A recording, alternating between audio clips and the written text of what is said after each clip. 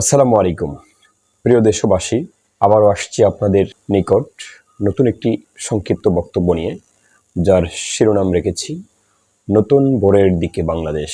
প্রিয় শ্রোতাবিন্দু, আমরা সবাই এমন এক সময়ের সাক্ষী যখন মানুষ অনেক দিন পর বুক ভরে নিঃশ্বাস নিচ্ছে, আশায় বুক বাঁধছে, কারণ বাংলাদেশে আজ একটি নতুন ভোরের সূচনা হয়েছে।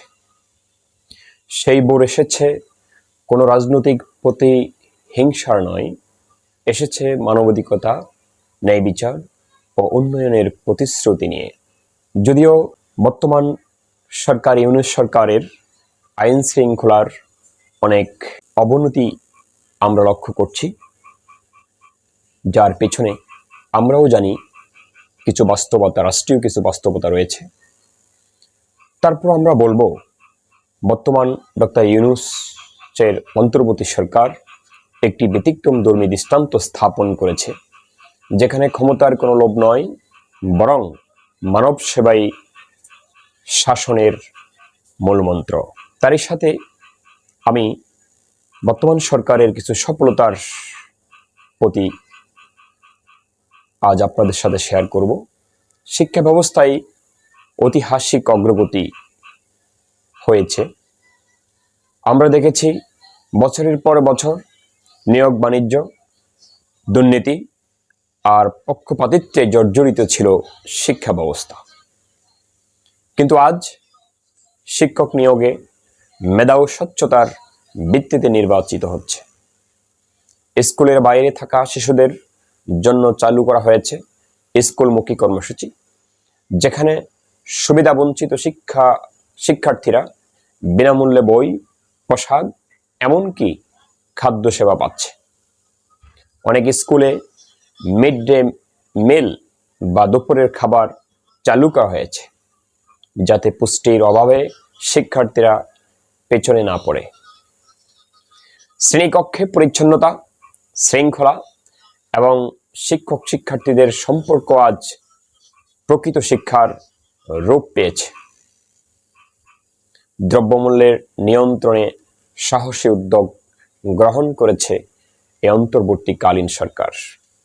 আগে রমজান এলেই নিত্যপণ্যের দাম সাধারণ মানুষের নাগালের বাহিরে চলে যেত। এখন সেই চিত্র বদলেছে। সরকারি মনিটরিং টিম, খোলা বাজারে বিক্রি, ব্যবসায়ী সিন্ডিকেটের বিরুদ্ধে ব্যবস্থা নেওয়ার ফলে আজ রমজান বা কোরবানির ঈদে মানুষ সন্তুষ্ট মনে বাজারে যেতে শুরু করেছে। এ এক বাস্তব পরিবর্তন, যেটা আমরা অস্বীকার করার কোনো সুযোগ নেই। কৃষির উন্নয়ন ও দেশীয় পণ্যের অগ্রগতি। বাংলাদেশ আজ শুধু ভাতের দেশ নয়, স্বপ্নের উৎপাদক দেশে পরিণত হয়েছে।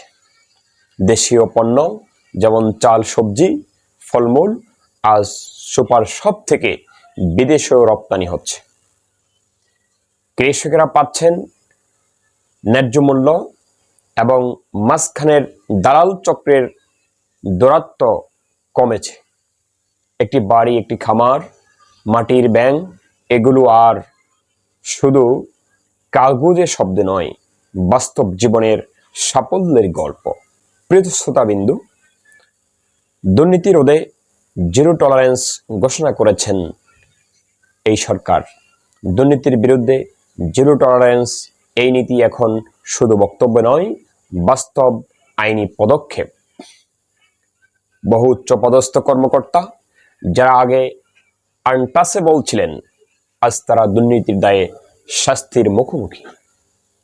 নিয়োগে ঘুষ, কেনাকাটায় কমিশন, প্রকল্পে লুটপাট, এইসবের বিরুদ্ধে কঠোর অবস্থান নিয়েছে ইউনূস সরকার।